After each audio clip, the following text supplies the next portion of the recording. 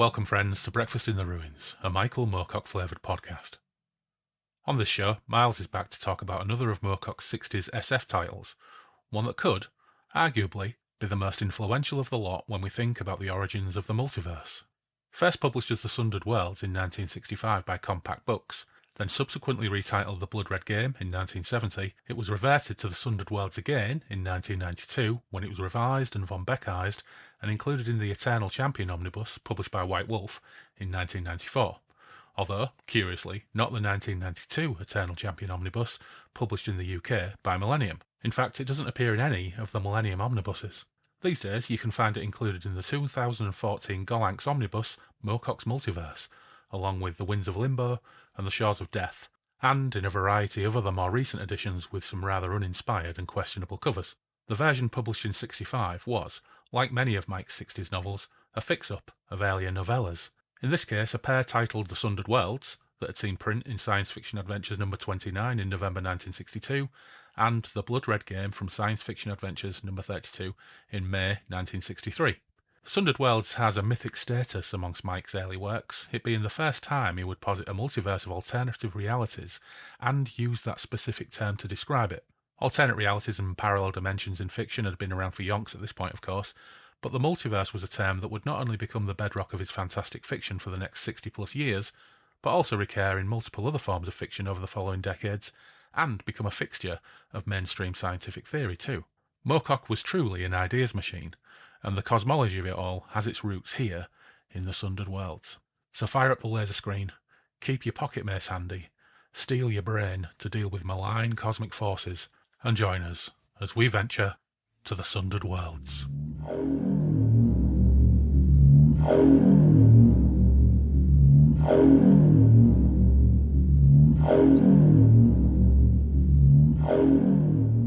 We're back in Derry and Tom's. We've already had a quick conversation about caffeine or not to caffeine in tea and coffee. You know what, Miles? People might have wanted to hear our opinions on caffeine and tea and coffee, but I didn't press record in time. I'm sure they didn't, but hell, who knows? They might have done. Yeah. You're having a nice cup of tea, did you, sir? Right now, I am having a black Americano because I felt I needed the energy to talk about the Michael Moorcock classic we're about to undertake. But I have, as kind of I'm not going to say life, I spent most of my 20s and 30s drinking a lot of coffee, and I'm starting to realize, I'm getting on a bit. You know, I am already stressed all the damn time because of the world in which we live. I don't need any help on that. So I'm slowly kind of, drinking less coffee, trying to drink more kind of black tea and trying herbal tea as well. Just so I don't get bored. And I also have a nice drink in the evening, which isn't water, because at the most part, we're mostly a dry household these days for one reason or another. Yeah, so are we. Yeah. It's probably 9 or 10 a.m. for you, isn't it? 10 a.m. 10 a.m. Yeah. Well, it's 4 p.m. for me on a Sunday. So because we're largely a dry household, I've had to fall back on my study emergency special edition raspberry Bacardi. And of course, well, I'll tell you what, before we get to what we're going to talk about, what's going on in Casual Trek? Oh, I'm currently editing the episode which comes out in 2 weeks, which is the second season opening three-parter of Deep Space Nine, which is a lot of fun. Has Ben Horn from Twin Peaks playing a somewhat heroic figure, which is kind of strange because I know him as arsehole you love to hate Ben Horn, and also an uncredited Frank Langella, Skeletor himself, if you're of my generation, playing a sinister Bajoran politician. Oh, I think I dimly remember that, because my mate Rich, he was hugely into Deep Space Nine. In fact, my mates Rich and Yaki were both into Deep Space Nine before I really kind of got into it. I mean, I think I've mentioned on this podcast before, there was a time when me and Firthy were on the dole in the mid-90s, and our gyros I got mine one Wednesday and he got his gyro the following Wednesday, and we lived together, so it was perfect. Every Wednesday we could go shopping. But that was during the time where, of course, there was no Sky TV, and Deep Space Nine, if you wanted to watch it in the UK before it came out on the BBC or wherever 10 million years later, you went and bought the VHS tape. So we were able to buy everything we needed with our gyros. Those were the days. Everything we needed with our gyros, including the latest Deep Space Nine VHS tape. But it took me a while to catch up. It was only I really didn't get on that well with seasons 1 and 2. It was only really when season 3 kicked in that I thought it found its feet, and then I went back and watched season 2 and sort of started to Like find it's things to like in it. season 2, the 3 parts we just watched. It's a bit uneven because you can see they're trying to work out how to do the long form story arc stuff that they're gonna really excel at from season 4, but the Bajoran politics it just kind of doesn't work as well as you would like it to, considering that that's a huge part of like the show's backstory. I was watching DS9 on BBC Two up until like the fifth season. Then I abandoned it for the other 90s space station based long running space opera, which is shibboleth to mention on this show.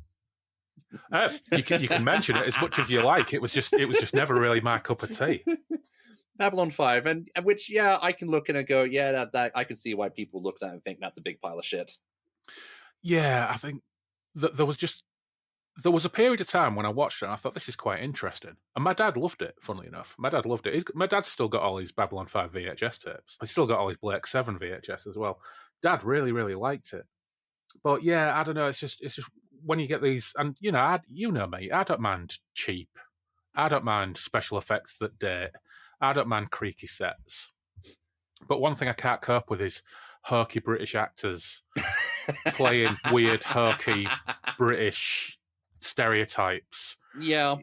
And there was an episode, Babylon Squared. I mean, I found out years and years and years later, and I could be entirely wrong about this, but there was an episode, Babylon Squared, and I was always a little bit disappointed that never seemed to me to really follow through. But what I didn't realise at the time was that the actor who played the first station commander actually had a lot of mental health problems. Yeah. And had to leave the show, and that's why they had to abandon some of the threads or certainly change some of the threads, which meant it didn't really hang together quite as well, which I didn't really, because you don't know these things at the time. No. You don't find these things out till the internet's invented, do you? It's like the same problem I have with the 90s Sci-Fi Channel adaptation of Dune. It's like, yes, I'm sure it's more loyal to the book than the Lynch film, but when I say this looks cheaper than Blake 7 as a negative term, you know what I'm talking about.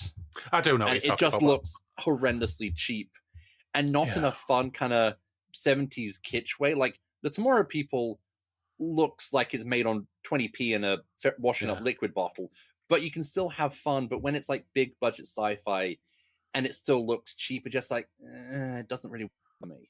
It's a weird combination, that series, isn't it? Because some of the massive sets that they created were so impressive, like the huge set of the Arakeen dining hall and the Great Hall and all that business was absolutely phenomenal. But yeah, so, some of the costume design, and I mean, when I watched it on DVD and it wasn't in HD, I didn't really pay too much attention to it.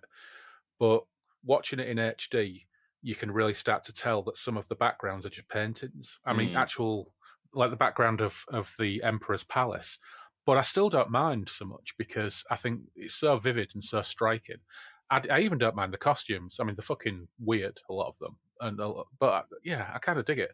And me and Phil, we rewatch Dune and Children of Dune, both miniseries. We rewatch them every couple of years because I really, really like them.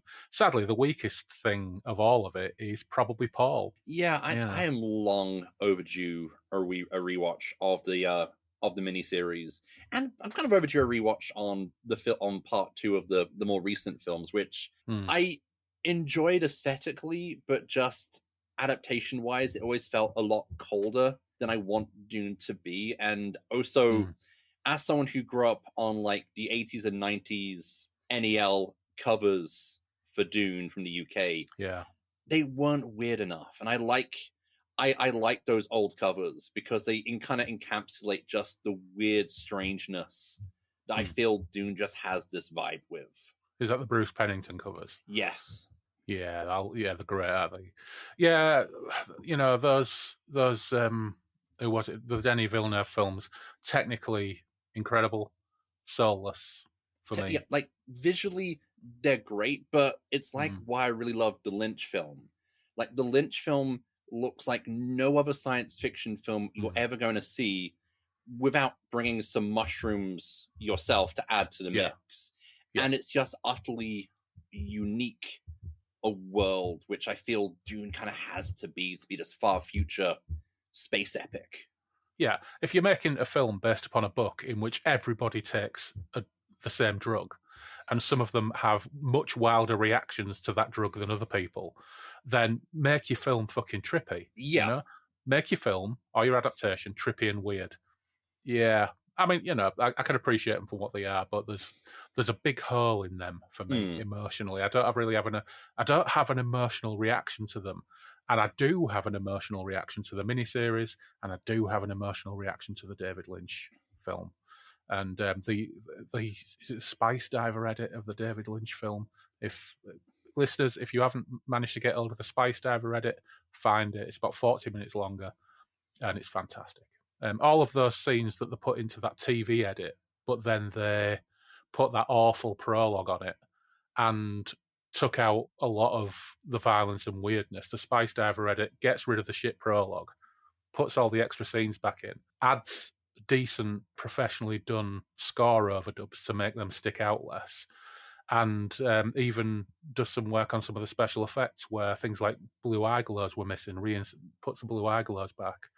There are some scenes where it looks a bit choppy visual quality-wise because of the source of the scenes that they had to work with.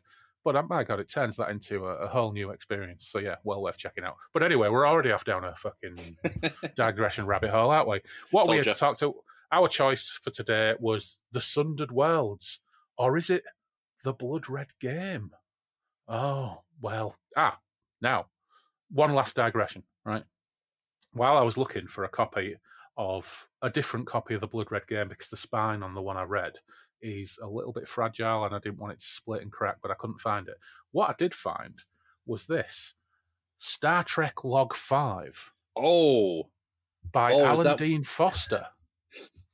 Yeah, we've been talking about Alan Dean Foster for ages, haven't we? And how he seemed to novelize every fucking thing at one point. That's he did the novelizations for the animated series because I think James Blish novelized the show, the original show itself.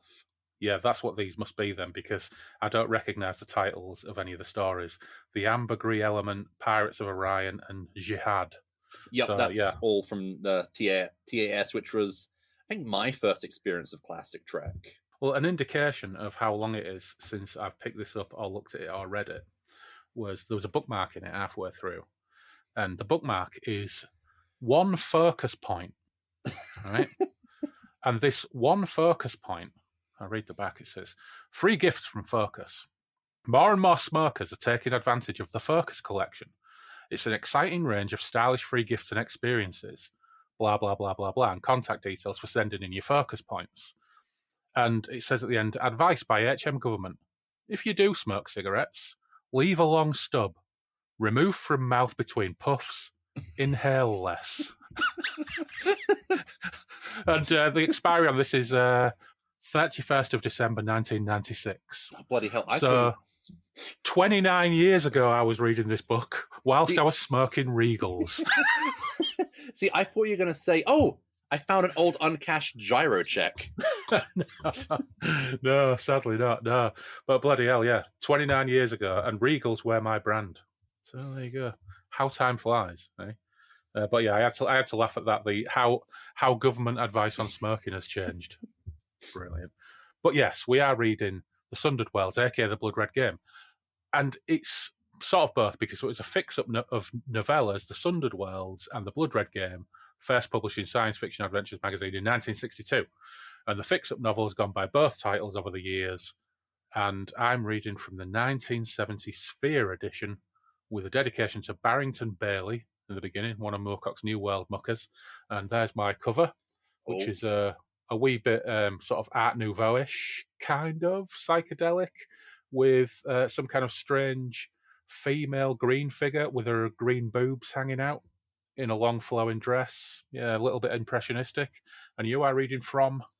I am reading from the White Wolf releases from the 90s, I believe. Mm-hmm. So it'll be Count Renac von Beck in yours then? Yep. Yep. This was published in 1994 in The Eternal Champion, and this book also contains The Eternal Champion, Phoenix and Obsidian, and To Rescue Tanalorn.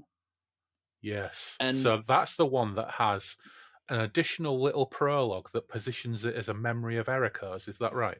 yes, because this is placed between The Eternal Champion and Phoenix and Obsidian. So one of Moorcock's bits of 90s revisionism to try and tie his earlier sci-fi novels, his straightish 60s sci-fi novels into his Eternal Champion mythos by making Renark a Von Beck, just like he did with The Winds of Limbo. Mine, on the other hand, of course, is the original unrevised edition where he is just Count John Renark and there is no mention of Von Beck anywhere in it. That split between the Sundered Worlds and the Blood Red Game, I think it's quite obvious in the book. But I do wonder, I'd love to get hold of the original novellas to find out just how much they are tied together, because there are consistent characters between the two. But we'll see, one day perhaps, when we do the Blood Red Game Part 47. Because, of course, we are going to try and get through this in one go today. Oh, yeah. Since this, in many ways, is a prequel to the coming of the Terror Files, and we ended up talking that for about 5 fucking hours over 3 episodes. Let's see if we can get through. This. But yeah, so right, I'm going to put my glasses on and let's have a quick read of the beginning. Let's see what we're dealing with. So, little prologue in italics. It says, Renark was a wanderer in the galaxy for 2 years, but he was not lonely. Renark could never be lonely, for the galaxy was his omnipresent friend and he was aware of its movements. Even the peculiar control exercised on it by forces which he could not sense was as comforting as its presence. He moved about in it and contained awareness of every atom of it in his long, thin-boned skull. He wandered purposefully through the teeming galaxy for 2 swift years and then, when ready, journeyed out towards the rim. Chapter 1 begins. The three of them met at last in a terrible town called Migar, on the harsh, bright edge of a wilderness. Both town and planet were called Migar, and it was the last chance planet for the galaxy's fugitives. Now, incidentally, I wonder, in the later revisions, whether he changed that to Migia. But he didn't, did he? No, it's still Migar here. Yeah. Although the first line in my edition is, his name was Renark von Beck, Count of the Rim, scion of an ancient family, and keeper of more than one dangerous secret. Interesting, because Moorcock says that he kept his revisions to a minimum, largely to relieve overwrought prose and just make some slight amendments to make it more consistent with some of his other books. But to be honest, that's quite overwrought, isn't it? Anyway. Yeah. It says, Renark disembarked from his cruiser, uncomfortable, under the glare of the diamond-bright sun. He threaded his way through the great looming shapes of 100 other ships, his mind searching the town ahead for his 2 friends. His skilled brain probed the shapes of streets and buildings, people and objects, until at last he had located them, 1/2 mile away on the other side of the town. He strode briskly from the spaceport, and there were no customs officers to stop him there. He kept his friends' forms fixed firmly in his mind as he hurried in their direction. They were agitated, and he guessed they might be in trouble. People stared at him as he passed, a very tall, very gaunt man with deep-set black eyes and a long skull, a brooding face in repose. But they didn't stare at his face. They thought him remarkable mainly because he wore no apparent weapon. Almost all the women and men who came to Bigar came hurriedly, but they also came armed. Only Renark walked purposefully along the metal-paved streets, through the glinting steel buildings. The others moved aimlessly, wearing dark lenses to ward off the glare of the desert, reflected in the steel and chrome of the buildings. He noted little transport on the streets, and what there was, moved lazily. He thought the town had an exhausted air, yet at the same time it possessed an atmosphere of expectancy. It was a peculiar mood, and it smothered Migar. He noted also a shared quality in the faces of the men and women, a set expression which tried to vainly disguise the hope lurking in their eyes. They seemed afraid of hoping, yet evidently could do nothing else.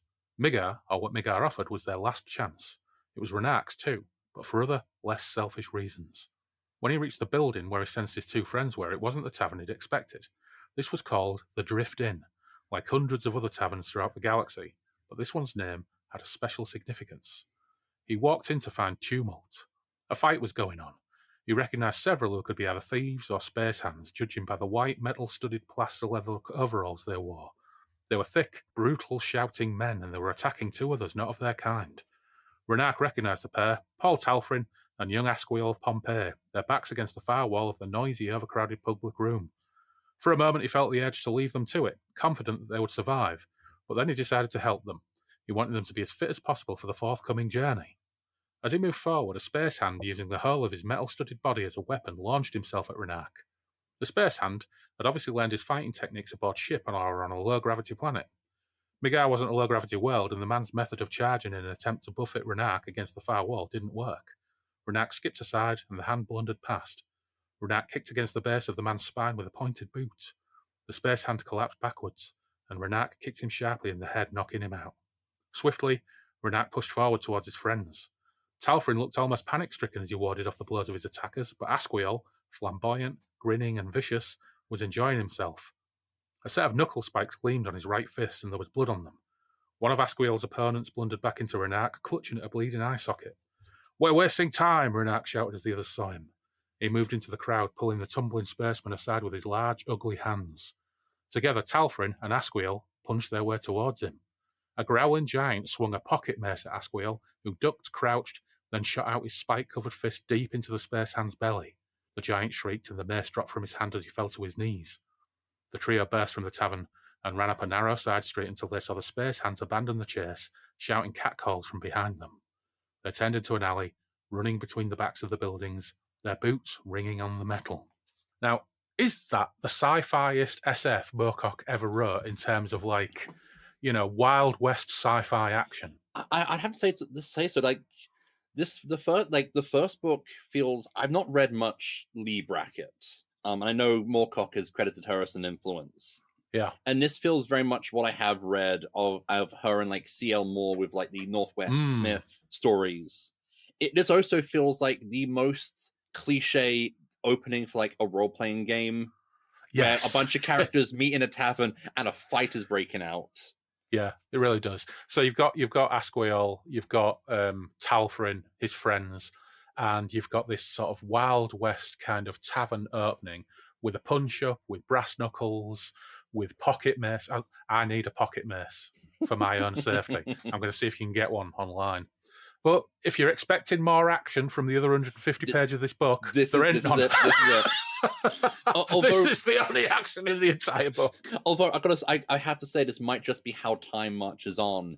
But shouting catcall, the rough and tumble spaces, shouting catcalls has has far different connotations for me, because it sounds like they're like wolf whistling and trying to go, oi, oi. Yeah, nice ass, Asquiel. Yeah. I mean, so who are these people? We know that Talfrin is some kind of spacer. We know that Asquiel is Asquiel of Pompeii, but we don't really know any other details. Why is he of Pompeii? He's a prince of Pompeii. What does that really mean? We don't really find out. But we do find out that Renak is a guide censor. What the fuck is a guide censor? Well, says 2 years previously, Renak had suddenly resigned from his position as Warden of the Rim Worlds. It had been an important position, and his resignation had given rise to speculation and gossip. The visit of an alien spaceship, supposedly an intergalactic craft, had not been admitted by the Galactic Lords. When pressed for information, they had replied ambiguously. Only Renak had seen the aliens, spent much time with them. We'll find out a little bit more about that later. He had given no explanation to the G-Lords. We found out later that really G stands for galaxy, but it's a bit of a silly epithet, isn't it? The G-Lords. Yeah. And even now, they still sought him out, trying to persuade him to take over a job which he had done responsibly and imaginatively. Space censors were rare, rarer even than other side talents, and a guide censor of Renak's stature was that much rarer. There were only a few GS men in the entire galaxy, and their talents were in demand. For the most part, they acted as pilots and guides on difficult runs through hyperspace, keeping, as it were, an anchor to the mainland and giving ships exact directions how, where, and when to enter normal space. They were also employed on mapping the galaxy and any changes which occurred in it. They were invaluable to a complicated, galaxy-travelling civilization. So the G-Lords had begged Renak to remain Warden of the Rim, even if he would not tell them who the visitors to Goland had been. But he refused, and 2 years had been spent in collecting a special knowledge of what little information was known about the Shifter. In the end, they had resorted to sending the GPs after him. Not doctors, we should point out. GPs, GEE, PEE, which we later found out, not till the second half of the book, stands for Galactic Police. but with the help of Talfrid and Asquiel, he had so far evaded them. He prayed they wouldn't come to Migar before the shifter materialised. So again, more super SF-y stuff, a fairly Yeah. common thing in SF now, what with astropaths in Warhammer 40,000 and going back to Dune, the Navigators. And we know Warhammer ripped a ton from Moorcock and probably Frank Herbert and lots of other authors. But the Sundered world predates Dune by about 3 years. Fancy that. So, yeah, telepathic navigators through hyperspace. Yeah, nice little idea. And once again, one of those things that Moorcock just shits out while, while he bangs these books out in 30 seconds. Just, yeah. but GPs, they're as occasion when we refer to space police in Casual Trek, space fuzz, space filth, space fuzz. Yeah, we do get a space fuzz character. We'll get a space fuzz lord later on, don't we? But not till the second half. So Renark, like mega folks on Migar, is waiting for the shifter. What the fuck is the shifter? Well, we'll find out. But it's basically it's our MacGuffin for the time being, isn't it? Everybody wants to know about the shifter. And he's got a Swish spaceship. I do like the little bit of detail there is about the Migar spaceport with vessels that have been there for centuries, waiting for this moment to come, but it failed to come before their captains and crews died of old age. I do like that little detail. I love the idea of a spaceport so jam-packed with ships that half of them are derelict because the crews died while they were waiting for whatever they were waiting for. Again, that would be a great setting for a game. Yeah. This all starts off like an absolutely fantastic setting for a game of Traveller or something similar. I was wanting to ask you, how close is this to playing Traveller? I think Traveller is a little bit drier in terms of. I mean, the original Traveller was setting agnostic. It was basically setting free. You could use Traveller to recreate this easily because once you get to the space, you've got spaceship battles in this with talk of neutron disruptors or something, neutralizers or whatever the hell they call the spaceship weapons. All that stuff is in here. You could recreate this with Traveller quite easily. I think the Traveller dedicated background stuff is a little bit more organized, a little bit drier. I've never come across, not that I've read a huge amount of it, to be honest, but you do have psionics in Traveller. You have all these different elements, but it's all a little bit more technical and mechanistic. Traveller, I find. But I think if I was going to run a sci-fi game, if I wasn't going to run something like knockoff Alien kind of setting, low-tech, futurism kind of sci-fi, I'd definitely run something like this. I mean, it's also, you could transpose that to a fantasy game and say, it's just like a port full of ships, half of which are derelict because their crews died waiting for something. It's just a nice little detail. Or like D&D mod worlds like Spelljammers or Dark Sun.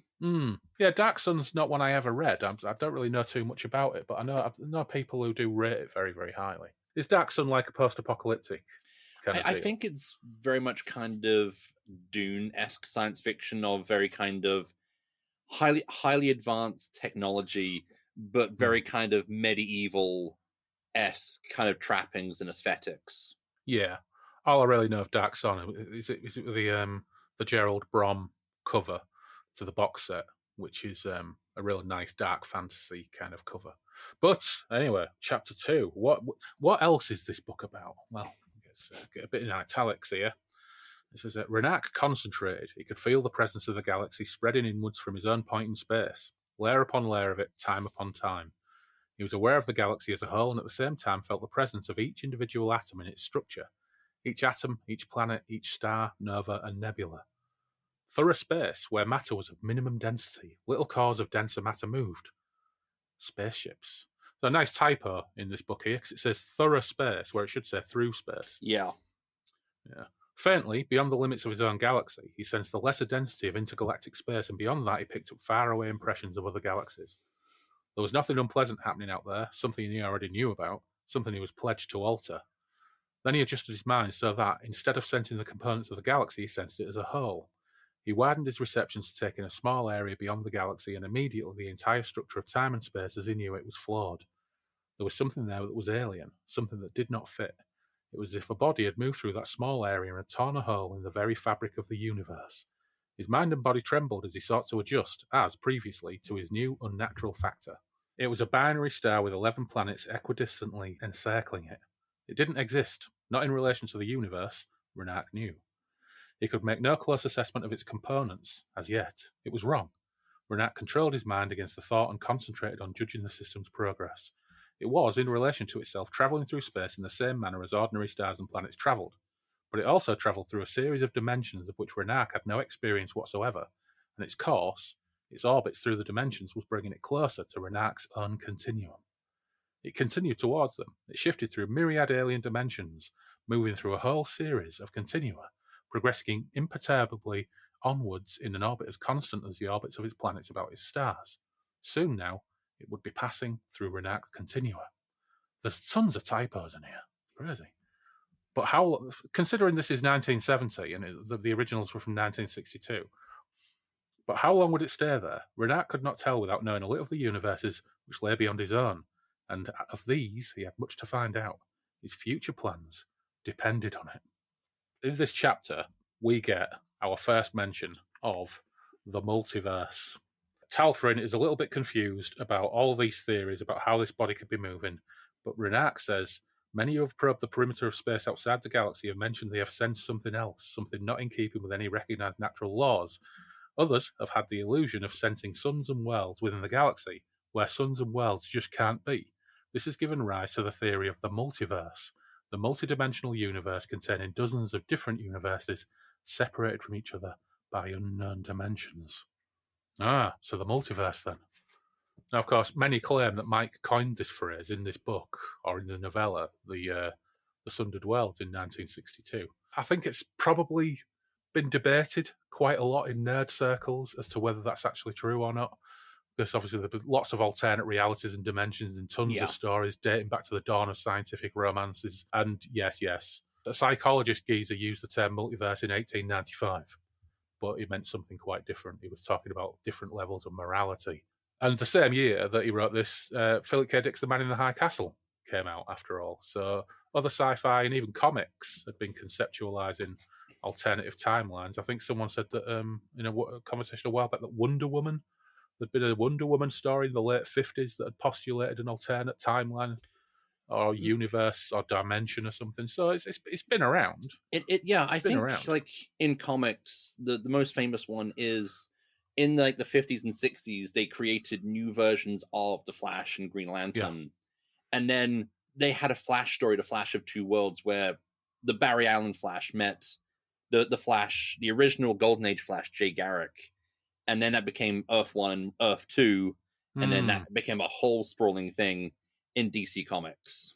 Yeah, so whilst Moorcock might have been the first maybe to start using that term, that one umbrella term, and this is the clearest consolidation of the idea under that one umbrella term, when people say that Marvel ripped off the multiverse from Michael Moorcock, actually, they ripped it off from DC. Pretty much.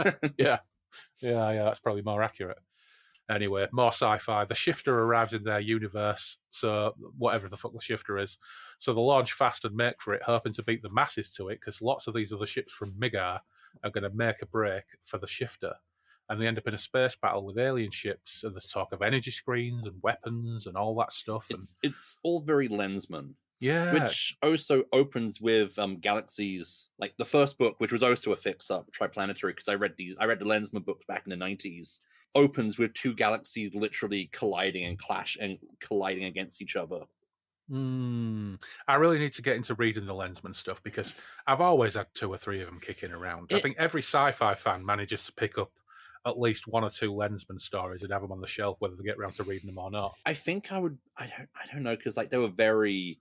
Like, I read these back in the 90s, and they were really, really golden age pulpy.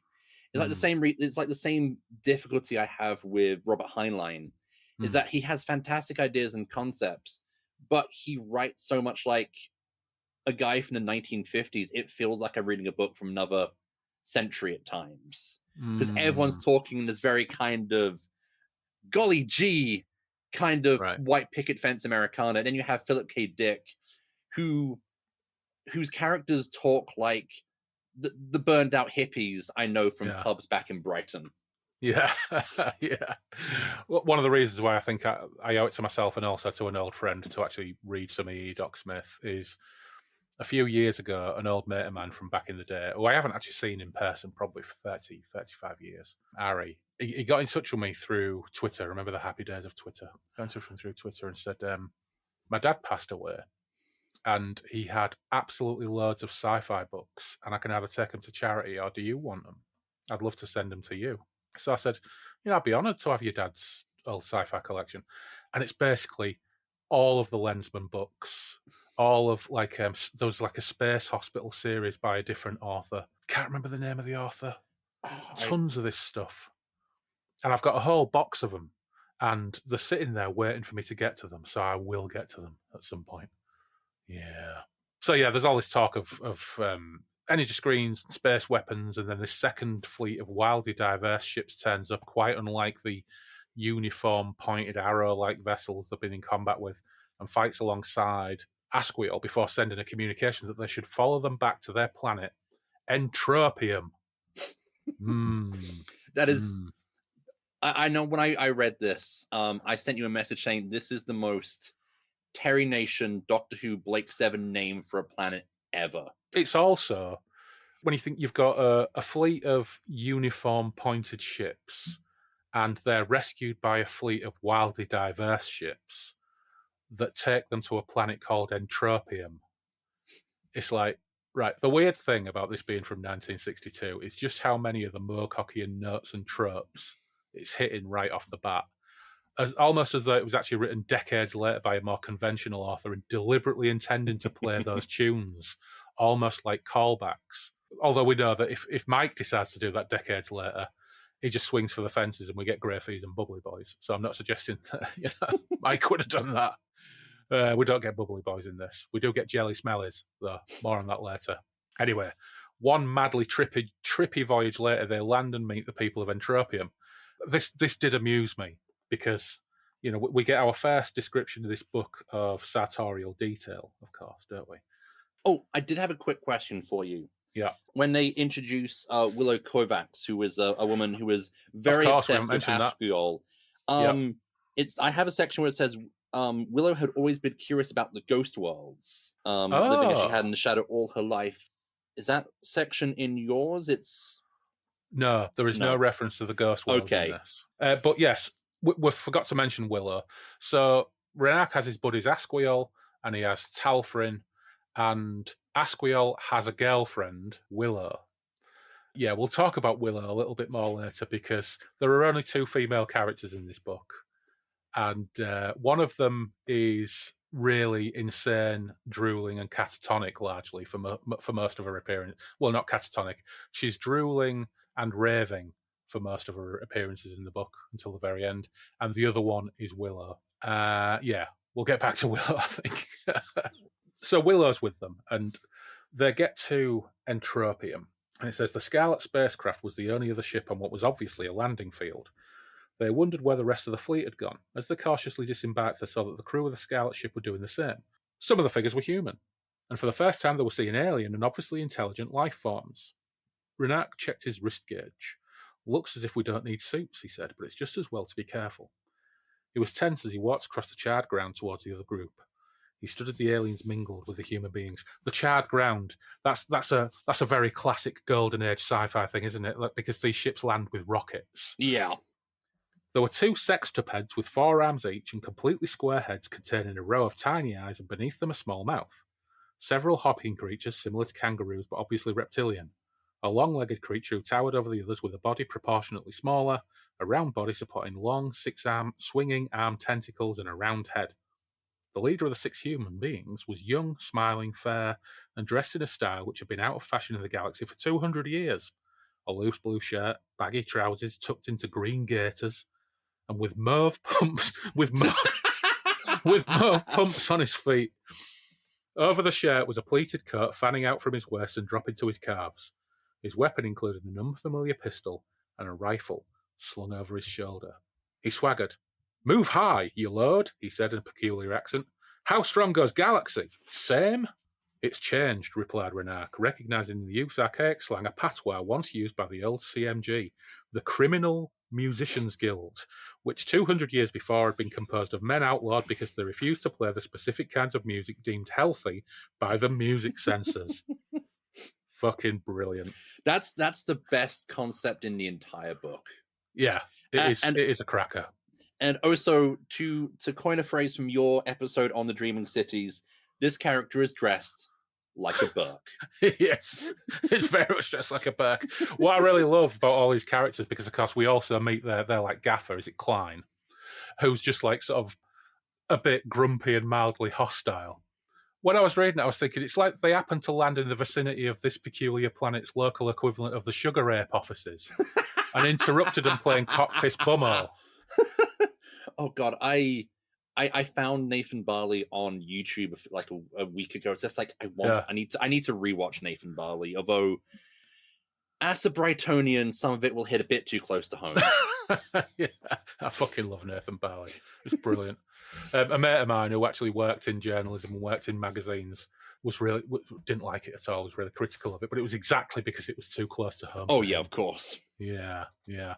I really love the idea of them landing on Entropium, and it basically is just like they're walking down the street and there's guys with sandals strapped to their heads. Oh yeah, love it. But anyway, he confides in them what he learned from the aliens from outside the galaxy, i.e. that the aliens from outside the galaxy were actually humans from another dimension or realm or sphere of the multiverse. And we'll learn that the shifter is whatever causes this binary star system with its 11 perfectly equidistantly arranged planets to constantly shift through the multiverse. And Renak needs to investigate further, because Renak's universe is shrinking, it's contracting, isn't it? And it's in danger. And he knows that it's in danger, and mankind, his time is limited. Therefore, he thinks that if he can discover the secret of the shift, there might be some way to save humanity. That's all we really know at the moment. The head honcho, Klein, of these irritating, groovy hepcats, suggests that he track down Mary the Maze, offering out trots to do just that, but there are complications. Loads of other ships from Migar finally arrived, although they had to fend off an attack from the strange ships, which Renak learns are the Thron. More on them later. But the problem is there are tourists everywhere and all the pubs are packed. Which, I just love it. Like this is the difference between British and American science fiction. Yeah, it's terrific. And but the system shifts again while they're there, leaving Renak's galaxy behind, which is something of a problem because everything gets trippy as fuck as a result, and it causes significant problems for Renak continuing his little quest. We are very close to engaging quest mode now, of course.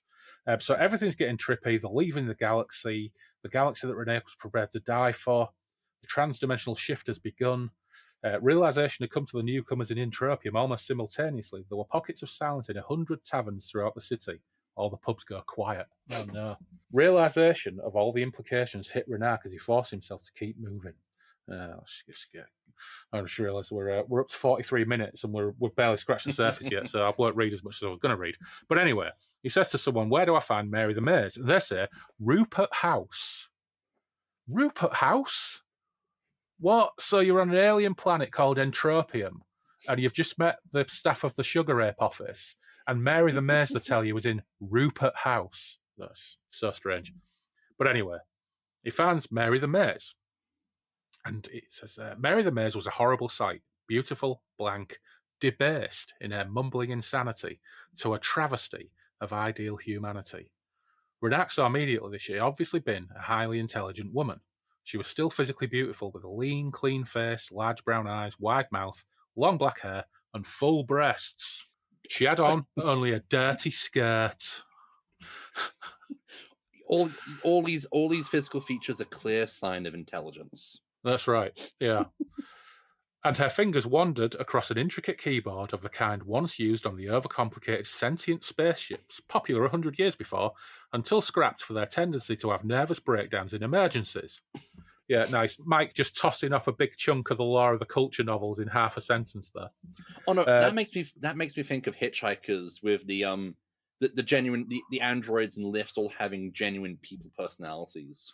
Oh yeah, I love the culture novels though. I can't remember which one it is. It's Accession, where there's a big conversation with some of the artificial intelligences who run the ships, and they're all bitching about another ship that had a mental breakdown they all call Meat Fucker.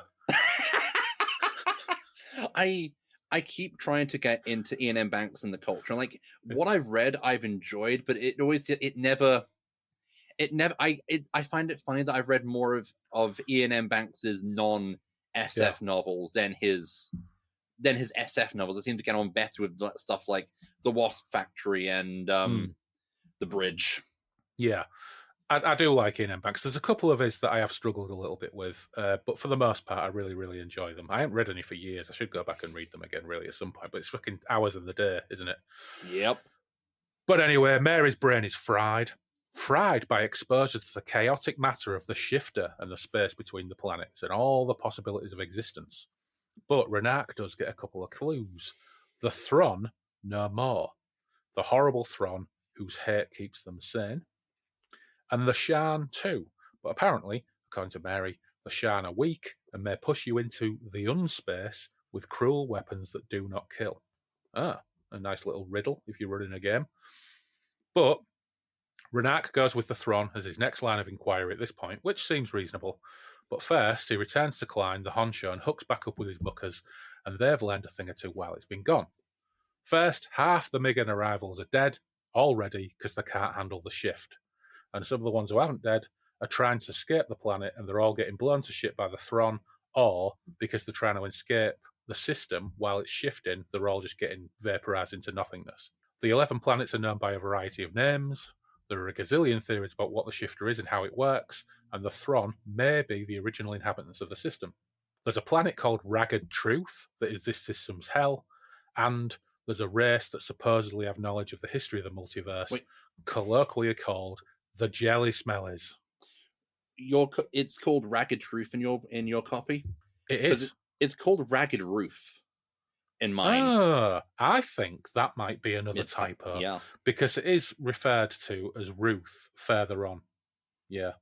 So it's either a typo or I wrote it down wrong when I was making my notes.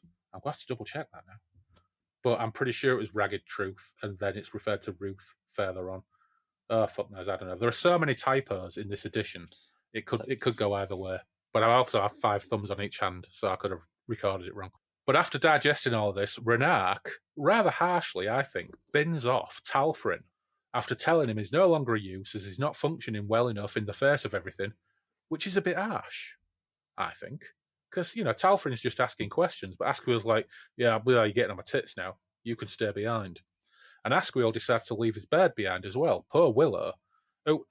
You don't really get a sense that they've been together a long time. It almost feels like they've been together 5 minutes, but there's this like awkward exchange. It feels like Willow is wanting much more out of the relationship than Asquil, because she's clearly like, thinking, okay, we're gonna have 3 kids, we're gonna have a house and like 2 cats and a dog.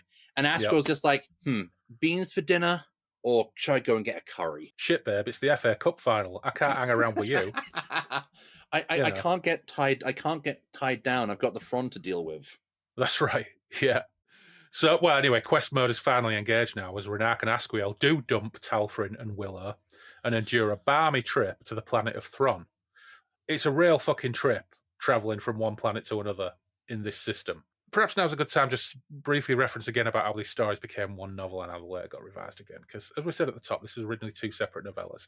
The Sundered Worlds with Renak as the main protagonist, and the Blood Red Game with Asquil as the main dude, which is really the second half of this book. And then get mashed up in the mid-60s to create this novel. From memory, Asquil does get name-checked in one of the earliest iterations of Erica / John Dacre's italicized dream rosters of his other incarnations, but it's later revised out. And in the 90s, you're reading, of course, the Mike's von Beckization of some of his earlier works. So Renak of the Rim becomes Renak von Beck. So at this point, I'm thinking, so is Asquil now relegated to companion status at that point? Or are they both technically aspects of the Eternal Champion? I've just flipped back because my copy does contain the Eternal Champion. Yeah. And Asquil and just a Von Beck gets mentioned in one of Ericos's dream sequences at the start of the book. So Asquil is still getting referenced further down the line. So okay, yeah. So that's one of those names that probably always stayed there. Because at one point there were like some some weird, funky, like Greek warrior type names that got replaced, and there was a Coram name, but Coram's name was different, and that got revised. I think there are 3 different versions of that paragraph. There's the version from the original novella, there's the version from the 1967 or 68 edition of the novel, and then there's the versions which were in the later revised versions. Yeah. At some point, I'll have to read the version that you're reading from. I've got it on the shelf just to see, exactly what's going on. But anyway, they're on Thron. So what are the Thron? The Thron are sort of 6-legged dog dudes with ray guns. And they immediately get into a gunfight with some of them because they have the audacity to be shocked and surprised that a human ship landed right in the middle of their camp unannounced. So Renak and Asquiel, with their weapons, brutally murderize a load of these 6-legged dogs. And then they get a call on the ship from the Shan, inviting them to the North Pole. So off they go. And the Shan are also 6-legged dogs, but cuter and telepathic and ridiculously polite and really happy to give them a fuller history lesson on the origins of the Shan and the Thron and their conflict, which is nice. Very good of them. Which is nice and has no context on the second half of this book whatsoever. Not really. No. But it is the first of a series of exposition dumps which we get over the next few chapters, because first of all we get the history of the Shan and the Thron. So lovely, shaggy, telepathic dog race, the Shan, became super advanced and spread across the galaxy, being all chill, before encountering a binary star system with 11 worlds, one occupied by a hateful, xenophobic, and highly intelligent race of also 6-legged doggos called the Thron, leading latter doggos to develop space travel and instigate a vicious interstellar war as they try to exterminate all other life. These are not good boys. No, they're knobheads, aren't they? They're bad boys. These are bad dogs. The Shan hatch a plan to propel the Thron home system out of their continuum by creating the Shift, and are partially successful, but these Sundered worlds continue travelling. And a cohort of Shan remain trapped there, but over the millennia have lost the full understanding of how the Shift operates, and the Thron are looking to gain that understanding, because the Thron want to shut it down once they cycle back to their own galaxy so they can continue the war. The Shan want to shut it down in any galaxy but their own to spare their race more despair. And both are now on the verge of new experiments to achieve their goals when Renak and Asquiel arrive. So basically, this is all down to racist space dogs. That's what's behind it. It's always the way, isn't it? You might also be a 6-legged space dog, but you're not my kind of 6-legged space dog. Fucking hell. The more things change, the more they stay the same, especially when it comes to 6-legged space dogs. So Renak and his bud are a bit nonplussed by these experiments, as they don't want to be stranded in the universe, and they still want to learn the secrets of the Shift principle to try to save their own race, but the Shan are determined and suggest they go and see the Ekivash on their planet for more exposition. So off they go. They go and see the Jelly Smellies, and we get Jelly Smellies and more lore.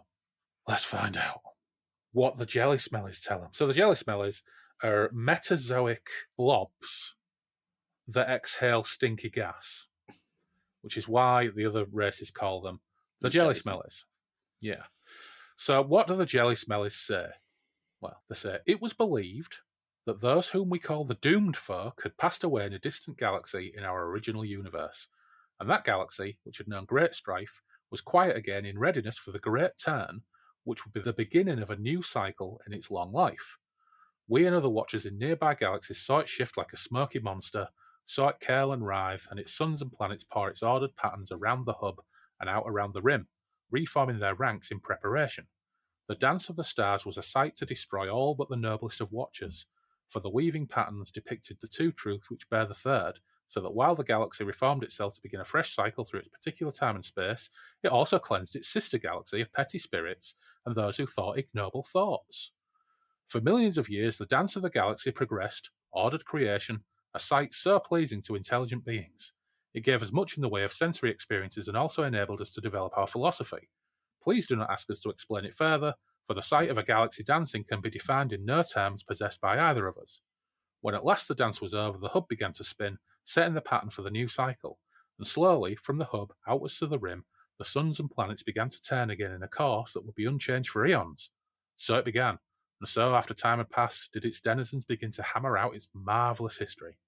They came at length to our galaxy, and because they were impatient of the philosophical conclusions we had drawn about the nature of the multiverse, set about destroying our ancient race.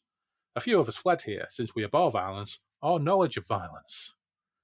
You witnessed a galaxy reorder itself by its own volition? Renak sensed at last that his most important question was close to being answered. Not, we feel, by its own volition. Our logic has led us, inescapably, to believe that there is a greater force at work, one which created the multiverse for its own purposes. This is not a metaphysical conclusion, we are materialists, but the facts are such that they point to the existence of beings who are, in the true sense, supernatural. And the multiverse, what of that? Does it consist of an infinite number of layers, or? The multiverse is finite. Vast as it is, it has limitations, and beyond those limitations exist other realities, perhaps. Renak was silent. All his life he had accepted the concept of infinity, but even his rapidly developing mind could not quite contain the new concept hovering at the edge of his consciousness. We believe, said the Metazoa gently, that life as we know it is in an undeveloped, crude state, that you and we represent perhaps the first stage in the creation of entities designed, at length, to transcend the limitations of the multiverse. It has been our function, all of us, to have created some sort of order out of original chaos. There is no such thing, even now, as cause and effect. There is still only cause and coincidence. Coincidence and effect. There is no such thing, and this, of course, is obvious to any intelligence. There is no such thing as free will. There is only limited choice. We are limited not only by our environment, but by our psychological condition, by our physical needs. Everywhere we turn, we are limited. The Yakiverse believe that, though this is true, we can conceive of a condition in which this is not so, and perhaps in time conceive that condition. I agree, Renak nodded. It is possible to overcome all restrictions if the will is strong enough. That may be so. You have certainly come through more than any other entity, and it has been your spirit which has been the only thing to keep your mind and body coordinated for so long. But if you wish to continue your quest for as far as you can go in a finite universe, you have the worst experience to come. What do you mean? You must go to the Lattice planet. There you will meet the dwellers in the abyss of reality. Perhaps you've heard of the place of the Hole. Yes, Renak had heard the name. He remembered where. Mary had told him about it. What exactly is this planet? It does not move through the multiverse in the same way as the rest of the planets in this system, yet in a sense it exists in all of them. Pieces of it move in different dimensions, all shifting independently. Sometimes the planet may be fairly complete on random occasions, but other time the planet is full of gaps, where parts of it have ceased to exist according to the dimensional laws operating in whichever continuum the shifter is in. It is believed that there exists somewhere on this planet a gateway through to a mythical race called the Originators. So, it's fascinating that so early in his 60s run and so close to the beginning of his writing career, he's going so big on the concepts that had soon become a broader setting against which he would juxtapose his various moping characters with their much more personal dilemmas. But I've got to say, in some ways, reading this feels more like research than reading a story. Yeah, it is like it's just so many just info dumps and just going, okay, here's the metaphysics of how everything works. And there's more to come, because now they're going to go and have a conversation with the Originators. The Shan tell them a thing or two. The Jelly Smellies tell them a thing or two. Next, the Originators will tell them a thing or two. Oh, it's a good example of what becomes pretty rote Moorcock in many ways, what we always call quest mode. But in his later books, it definitely gets more refined and narratively engaging on the most basic story level. And the characters are more relatable because, really, there's not a lot to Renak and Asquil, is there? This is why you need a random monster generator table. Yes, you do. You do. And you also need a sardonic companion, which we don't really have here at the moment. But they've got to go to the Lattice planet to find the dwellers in the abyss of reality. And the Lattice planet is more stable than the others, apparently, because the conservator that the Jelly Smell is invented, and they can give one to Renak so they can travel between the Sundered worlds with a degree of protection from the chaotic forces that make it such hard work. But Asquil gets one of the best lines in the book at this point, allowing Renak to sort of provide some exposition, but mostly talk guff. Asquil had been taken aback by all the events and information he'd received. He said, Renak, I'm still bewildered. Why exactly are we going to Roth? So, yeah, I'm squarely with Asquil on all of this. Asquil's like, I don't know what's going on. I accept that it's going on, but I don't really know what's going on. And we get to chapter 8, which is many ways should be the money shot of this book. And in terms of the arc of Jean Renak, such as it is, it does indicate his cosmic climax, but blimey. Again, in short, the planet's trippy as fuck. They find their way to the Hole, and in the Hole, they find the Originators, and they reveal that they have guided humanity and developed humanity of Renark's universe to be their successors and ensure that intelligence and some semblance of order persist, otherwise the multiverse will become pure chaos.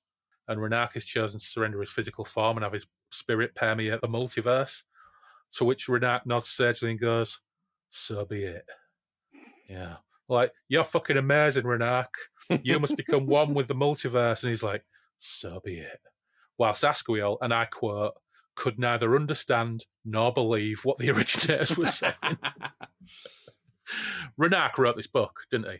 You know? Yeah. And in possibly the best exchange in the book, and there are relatively few passages of dialogue between Renark and Asquiel.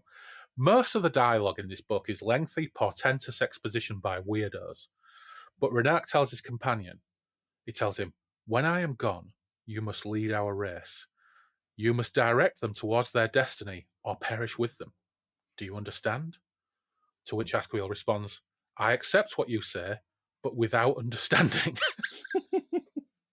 So, once again, Asquiel doing a great job as the reader's surrogate.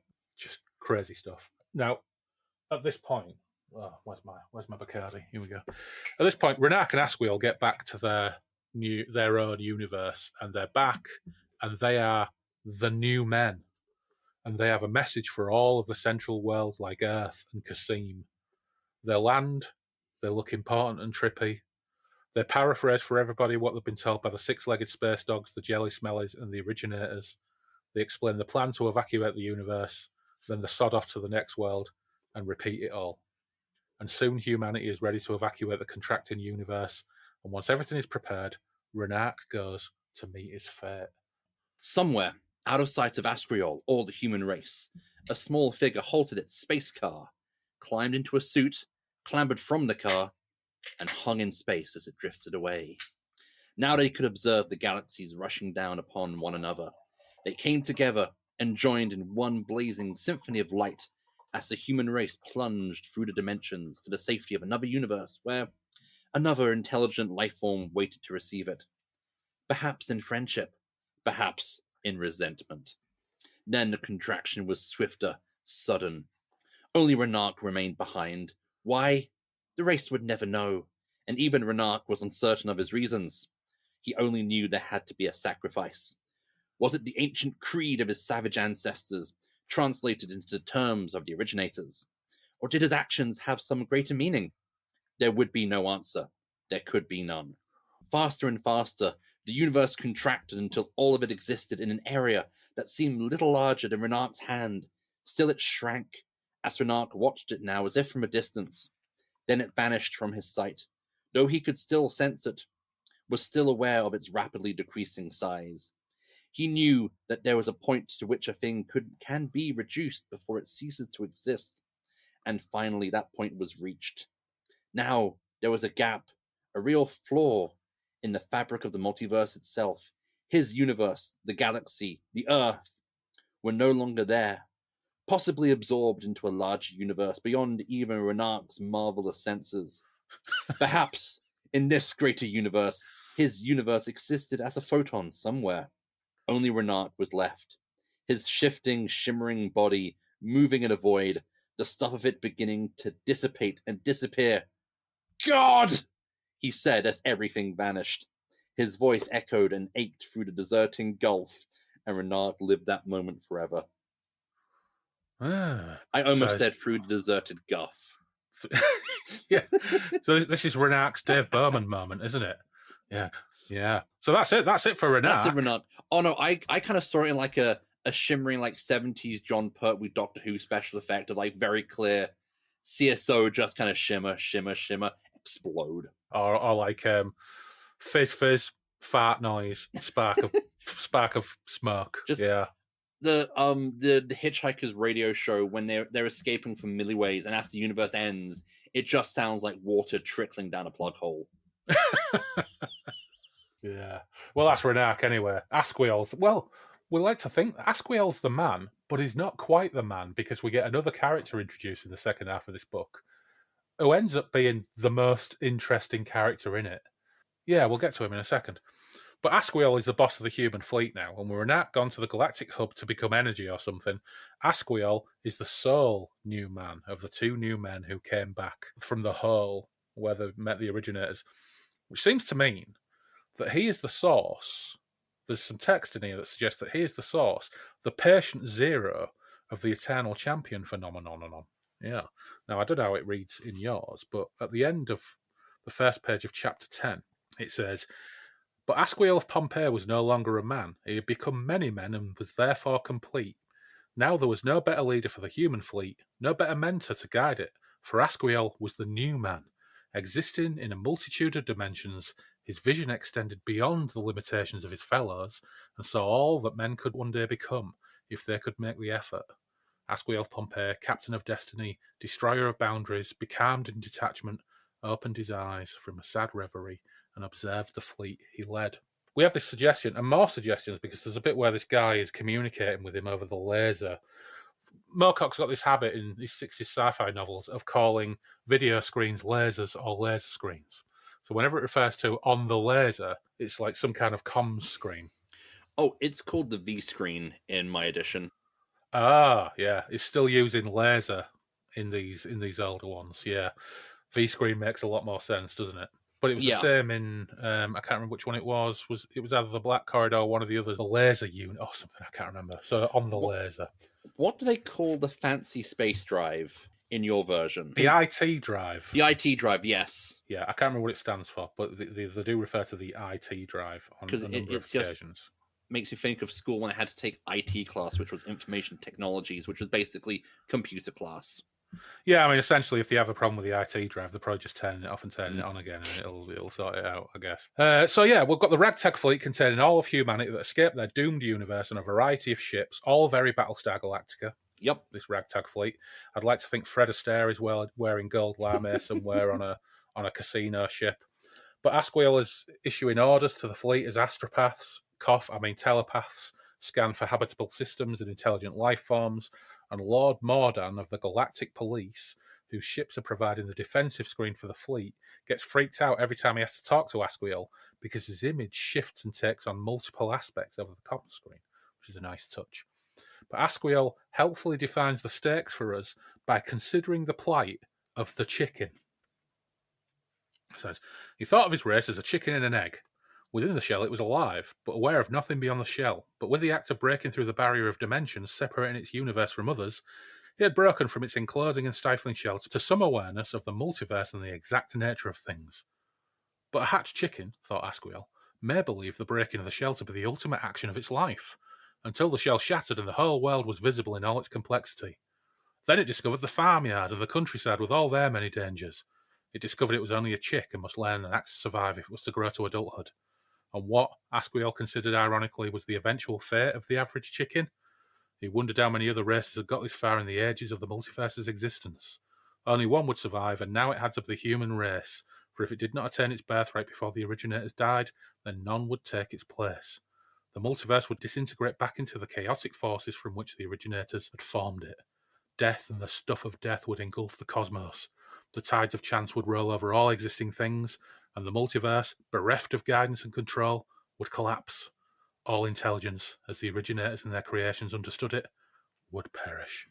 I love the idea that Asquiel has become this like all-seeing, all-thinking, immense super being, and is just thinking about humanity in terms of a chicken. A chicken having an existential crisis. A chicken having an existential crisis thinking, oh shit, what happens to all chickens? I end up in fucking batter. Anyway, cool, whatever. Well, the telepaths have detected intelligent life and they believe it to be hostile. And it is hostile because they ended up in a massive fucking space battle. But we have our setup for part 2 of the book. And then chapter 11, whilst this space battle is going on in the background, introduces and sets up some potential conflict in the form of what is described in the book as the psychopath, Adam Rothery. That's what it says. It says, Adam Rothery was a psychopath, a rebel without a cause, a hater of state and organisation. I gotta think, at this stage, Moorcock didn't have a fucking clue what psychopath meant. No, because this guy's just a rogue. He's not a psychopath. No, in my version, it's psychopath is changed to loner. Oh, good. I'm glad because it really doesn't work. Because we've got this Adam Rothery lark who tells Lord Morden he's not up for any of this. He's anti-authority. He doesn't trust Asquiel. He's going to split. Lord Morden tries to talk him out of it, but he splits, and for some reason he's looking for the Sundered Worlds and the planet Entropium, which he duly finds. So apparently, the Sharn were successful in their scheme, and they just happened to have arrived and stayed here in the same universe that humanity escaped to. Which is, some kind of coincidence, but I think we can probably let that slide, right? But unfortunately for Entropium, it didn't survive the deactivation of the shifter unscathed, and the cities are ruined, the people devolved and degenerated. Rothry finds 2 survivors, flesh-covered skeletons that plead for help, Talfrin and Willow. Oof. That's what you get for being mates with an arc, isn't it? Yep. Blimey. They must have had a fucking terrible time. But Rothry's looking for Mary the Maze, and he agrees to let Talfrin and Willow accompany him on his quest to Roth. Ruth or Roth? Both are valid. I mean, it says Roth here on this part of the book. I'm sure it's all over the place in this book. But anyway, we know where we're going, don't we? Ruth. Ruthless Truth. Fucking hell. Who knows? I don't know. But he agrees to let him accompany him because apparently Mary pissed off in a spaceship just in time to dodge the cataclysm. Meanwhile, Asquiel, appalled at the loss of 2/3 of the human fleet, throws his mind out into the void to make contact with the alien commanders, and they agree that the conflict should be handled via the game. One more bit. Talfrin and Willow got married. And the first thing, Willow asked them about meeting Rothry is like, is Asquiel all right? And Rothry's and Talfrin's just like, he didn't want you then, and he won't now. Yeah. Because you're not it's not a happy marriage, attractive. is it? No. At one point, Willow even says to him, I don't want you. I'm not interested in you.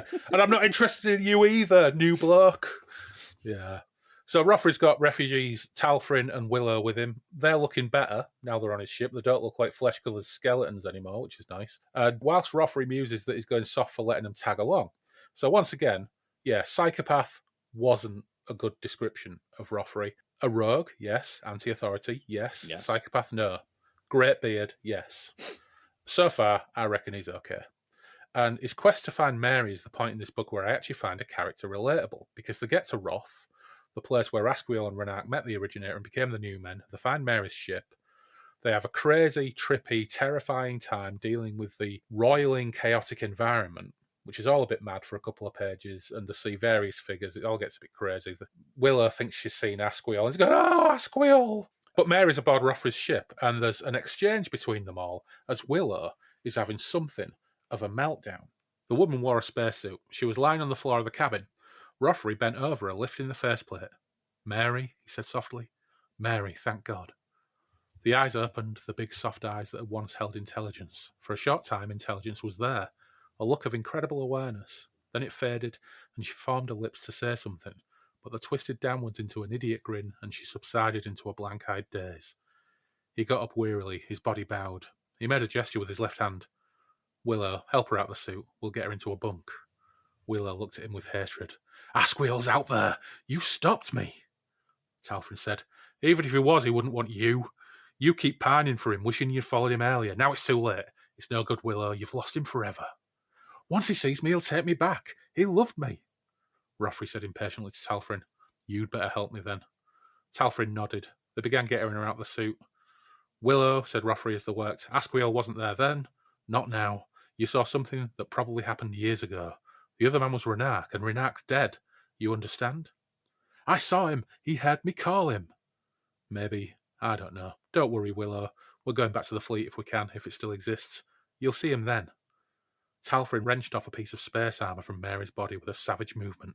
His teeth were clenched, but he said nothing. You're going back to the fleet? But you said... Willow was disconcerted. Rothry noted a peculiar look, a mixture of eagerness and introspection. Mary needs treatment. The only place she'll get it is back there, so that's where I'm going. That should suit you. It does, she said. Yes, it does. He went over to the ports and closed their shutters so they couldn't see Roth's surface. It felt a little safer. Talfrin said suddenly, I get it, Willow. You've made it plain. I won't be bothering you from now on. You'd better not. She turned on Rothry. And that goes for you too, for any man. I'm Asquiel's woman, as you'll see when we get back to the fleet. Don't worry, he grinned. You're not my type. She pushed back her lank hair, peaked. Thanks, she said. Rothry smiled at Mary, who sat drooling and crooning in a bunk. He winked at her. You're my type, Mary, he said genially. That's cruel, Willow said sharply. That's my wife, Rothry smiled, and then Willow saw at least a trace of what the smiling eyes and grin held. So Rothry is the hero of the book for me. All he was after was to get his wife back. And, he succeeded. Yeah. Don't quite work out, perhaps, in an entirely happy ending for him, but he's probably, within the space of 5 or 6 or 7 pages, become the most sympathetic character. Like, he has, like, an easily defined, like, he has a particularly defined, goal and purpose. Yeah. Whereas with, Renark, it's very just his aims are just too metaphysical to kind of make them relatable. Yeah. And then Asriel is just sort of like, I have no clue what's going on, so he's just kind of bumming around for the ride. The whole bit after Willow turns on Rothry and goes, and that goes for you too, for any man. That kind of small paragraph, that small chunk, gets cut from my version. It goes straight to Rothry smiling at Mary and revealing that Mary's his wife. Ah, right, okay. So yeah, Moorcock's read this back and thought, okay, yeah, maybe that's. You know what? Let's just talk about it. The female characters in this don't get served well at all, No. do they? No. Mary's a drooling mess.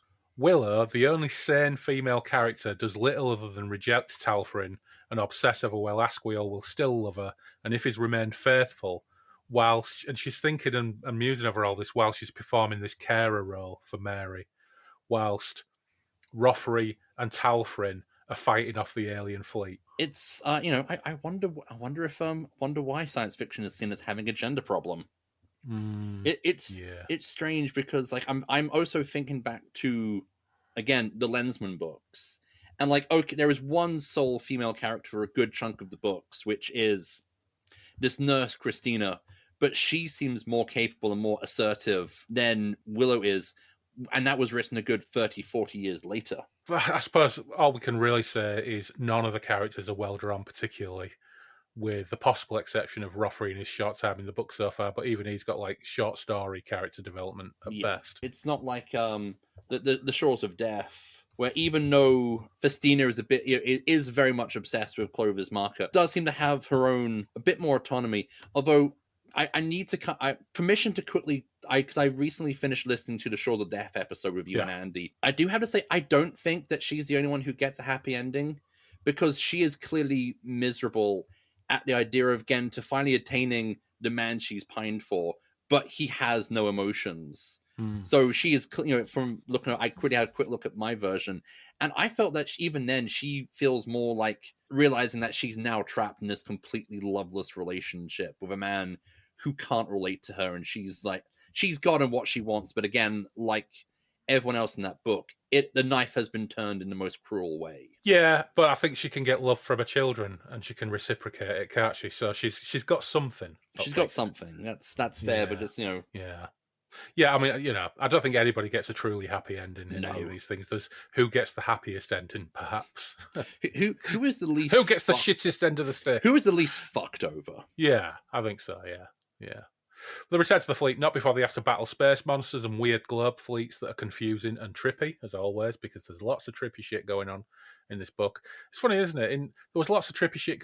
Basically, if Moorcock writes space stuff, it's got to be trippy, because there was tons of trippy stuff in the Coming of the Terraphiles as well. But they get back to the battered fleet, all appears calm, and Lord Morden is fairly cordial on Rothry's return, even suggesting cryptically that his escapades might prove valuable to the fleet in some way. We'll find out soon enough where that is. And they try and get Mary some help, but the fleet is a weird state and medical care is at a premium.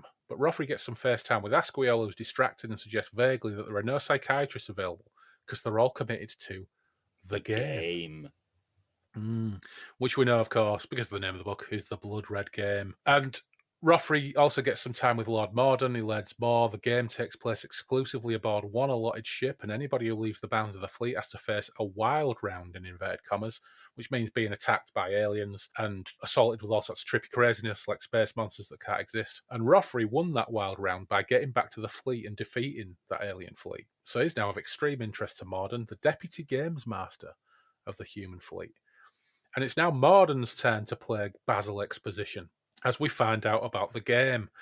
And Miles, is this the most Star Trek thing Moorcock has ever written? Maybe. I don't know, because aliens forcing us into strange, esoteric, or just plain daft games is a major Trek trope, isn't it?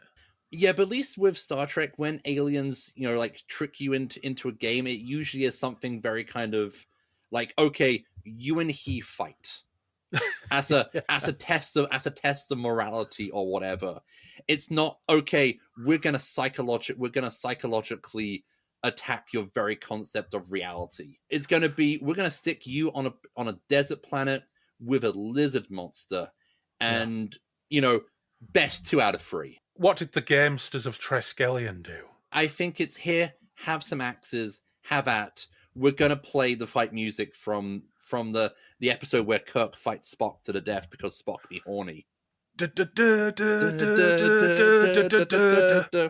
Yeah, classic. This book needs more like Rothry doing delivering 2-fisted punches to some blobby space tentacle. Yeah, you need someone saying, "I wager 17 quatloos on the newcomer." Yeah. So yeah, we've got this ridiculously enormous description of the game. We actually get 2 kind of descriptions of the game, and there's the one from Morden. Morden spoke rapidly, as you know. Okay, always a good sentence to open dialogue with, which doesn't immediately make the reader's sphincter tighten. Yeah. As you know, we entered this universe several weeks ago and encountered its inhabitants shortly after entry. These people are non-human, as might be expected, and regard us as invaders. That's fair enough, since we should think the same in their position, but they made no attempt to assess our potential strength, to parley, or order us away. They attacked. We have no idea even what they look like, these aliens. You saw how quickly they had mobilized an attack on our fleet. Well, before we had a chance to talk and tell them why we are here. What happened after the first battle, the one I saw? There were several others. We lost a lot of ships of all kinds. Finally, Asriel contacted them by his own methods and intimated that we were quite prepared to settle on planets unsuitable for them and live in friendly cooperation with them. But they wouldn't accept this. However, they came up with an alternative to open warfare. He sighed and waved his hands to indicate the massed equipment. We do not reckon with the predominant society existing here. It is based on a code of behavior which we find, in parts, very difficult to grasp. In our terms, it means that the status of a particular individual or groups is decided by its ability to play a warlike game which has been played in this galaxy for centuries. We call it the Blood Red Game, since one of their prime weapons is the ability to addle our sense impressions so that we get a total sensory experience of the color red. You already know this, I believe. Rothry agreed. But what, apart from confusing us, is it meant to do, and how does it work? We believe that the aliens have come to rely, when disputes break out amongst themselves, on more subtle weapons than energy cannon or anything similar. If we wished, we might continue to use our familiar weapons to fight them as we did at first. But we should have only a slight chance of winning. Their weapons make you better than dead, in their view. They turn you insane. If you were dead, you'd be out of the way. But since you're alive, but useless as a fighter, you drain our resources and slow us down in many ways. But that's only part of it. There are rigid, complicated rules which we're having to learn as we go along. What are the stakes? Rothry asked. If we win so many rounds of the game without relying on our ordinary armaments, the aliens will concede us the right to rule as absolute monarchs, their galaxy. Big stakes, Captain Rothry. We lose our lives. They lose their power. Yeah, so this is like Star Trek half a decade before Star Trek for me. I can hear Spock saying, "The prime objective, Captain, on playing the Blood Red Game is to find the exact impulse necessary to destroy the qualities which we term self-respect, strength of character, intrinsic confidence." Reading through this actually did remind me of a classic Trek, but not one where advanced aliens go, you and he fight. But it's the episode of Taste of Armageddon, where these 2 planets fight war by computer, by proxy, by just having it digitally play out. Yeah, but any people who are killed in areas which are digitally destroyed have to go to suicide booths and die to maintain basically the death without the actual destruction. Yeah. And honestly, it's one of my favorite classic Treks because it's very Doctor Who in classic Who in Kirk and Spock meet a planet which undertakes stuff they don't like and immediately decide to topple an empire within 10 minutes of arriving. Yeah, I do remember that because it's like, all right, 120,000 people to the suicide chambers. We need to maintain the stakes to make it meaningful. Yeah. I think had Moorcock been an American writer, he might have even got tapped to write some Trek, because they liked real sci-fi writers in the 60s, didn't That's the classic series does have a lot of like proper qualified SF authors, especially some in the new wave, because they have Norman Spinrad write the Doomsday Machine. Yeah, and Harlan Ellison wrote some, didn't they? Yeah, he wrote The City on the Edge of Forever, which is that's for us that'll probably be an entire episode in and of itself. They've brought the Guardian back a few times, haven't you? In more recent Trek with mixed results, I think. Yeah. It's interesting too that once we get to it, the form of the game is like a strange combination of psychology, gambling, and esports. Once they actually get into the place where they're doing it, with the consequence of losing being that you end up like curled up in a ball with your psyche utterly burned out. I do like the idea that it's not killing people. It's just it's essentially war of attrition by just demolishing your resources until you can't fight. Yeah, there is a mild reference to it in what you just read out. It's about injuring your opposition to the point where they're unable to continue fighting, which, you know, I suppose real world analogues. There are a lot of weapons that have been developed over the centuries which haven't been about killing people, they've been about maiming people. Because number one, if you maim somebody, it takes them out of the game. But number two, if you maim somebody, it takes somebody else to take care of them, and that takes somebody else potentially out of the fighting line. Yeah, so you're better off maiming 100 of your opponents than killing 100 of your opponents. Yeah, it's all very cynical and dark. But the pair are getting prepped for the game in care of their coach, Talfrin O'Hara, a seasoned gambler. But in the meantime, Asquith takes a break from loving being omnipresent across all of his multiversal existences to give Willow a ring. So that's nice, even though it is bittersweet for her. But it does allow her a small bit of closure, perhaps. And he does say at the end of it, maybe I'll give you another ring. If we win, I'll ring you up again. Good for her. I hope she can move on, bless her. We don't really find out if she does. But the game is on. It sounds a bit rough. And from Roffrey's point of view, it was as if his mind had exploded. It was as if it were gouting its contents, awash with blood and the agony of naked thoughts, unclothed by prejudice and self-deception. There was no comfort in this world he had suddenly entered, no release, no rest or hope of salvation. The alien sensory projectors were forcing him further and further into his own mind, jumbling what was there when it did not suit their purposes to show it to him as it really was. All his conscious thoughts and senses were scrambled and jellied and altered. All his subconscious feelings were halted before him, and he was forced to look. In the back of his mind, there was a small spark of sanity repeating over and over again, keep sane, hang on, it doesn't matter, it's all right. And at times he heard his own voice blended with dozens of others as he howled like a dog and cried like a child. Yeah, it sounds a bit rough, to be honest. I wouldn't really be into that. But Roffley gets an inkling of an opening, so he attacks. With cats, and they crawl on your spine with their claws gripping your nerves. Tides of mud oozing, drowned creatures drown.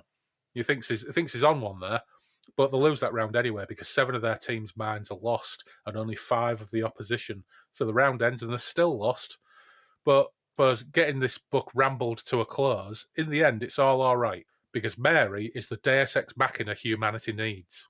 Because we find out, I'm a little bit tenuous with my grip of what the fuck is on about in the end of this book, but because she's super insane and super sane at the same time, she acts as an amplifier or something, and with Asquith's mental support, humanity wins. Mary ascends to be the new woman to Asquith's new man, because the originators did something to her brain when she was at the hole, and the aliens, who turn out to be beautiful golden beings, but essentially the pessimists the originators spoke of, because the originators spoke of themselves as ultimate optimists, they accept the outcome of the game, and they sod off, and humanity is saved, and they win the game. And it's all a bit sudden, because it just cuts to Mary. It's like, Mary woke up and she was all right.